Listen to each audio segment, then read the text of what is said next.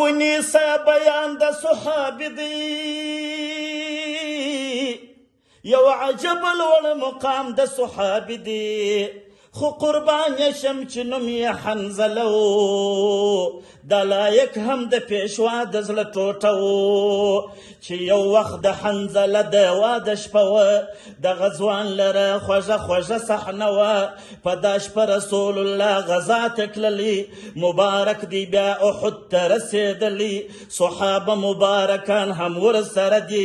د احد غزا ته ټوله امده دي دغه حال و حنظله ته را رسیږي هغه دم د صحابي را ولاړیږي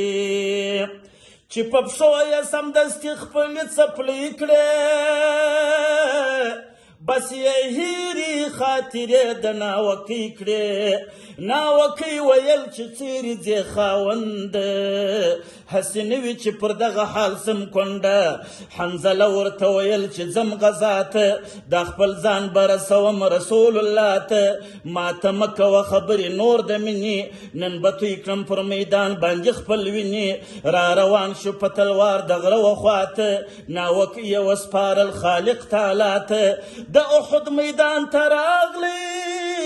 ډېر ښه په دې صحابي دی نازولی حنظله دی بس ورګډ سو په ټولۍ د نازولو وسنګر ته بې اختیاره بې ویلو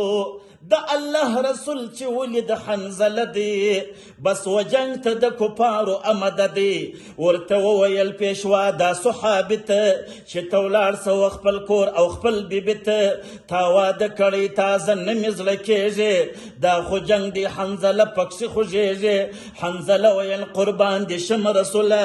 دا به نه کړم پر خپل ځان باندې قبوله چې ته ناست یې په سنګر کې زه به ځمه دا مې قصد دی تا یوازې نه پرېږدمه په دې حال کې یو لښکر هم را روان دی سخته ورځ ده چې شاهد دغه میدان دی په کمین کې ورته ناس مبارکان دي نازولي اصحابان دي په احد کې د جنگ مشر مصطفی دی ورسره امیر حمزه د اکا دی کافران چې و میدان ته را رسیږي د تکبیر شوې زمزمې جنگ شروع کیږي بس د تورو شرنګهار سو د غازیانو جنگ شروع کوي پاک حبیب پر دشمنانو دغه ورځ ټول مدینه په غم زنګیږي او یا کسه اصحابان په حق رسیږي د احد غر لړزېدلی په ژړا دی شهید شوی مبارک غاښ د پیشوا دی شهیدانو کې یو کس امیر حمزه دی بل شهید دغه میدان کې حنظله دی هغه ځوانه ناوکۍ کونډه پاتیږي حنظله چې د دنیا سره روانیږي نور خلاصه سوه جګړه ودرېدله شاوخوا هم ځکه په غم وزنګېدله چې شروع سوه شهیدانو ته قبرونه رژېدلي اصحابان لکه ګلونه امر وکړي پاک رسول پر اصحابانو حنظله به غسل نه غواړي یارانو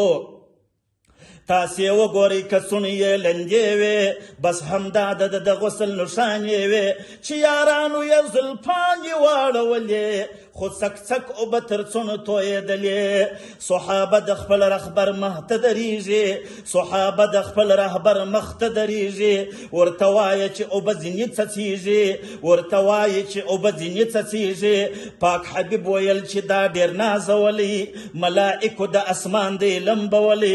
غسل نه غواړي بس خاورو ته یې یوسي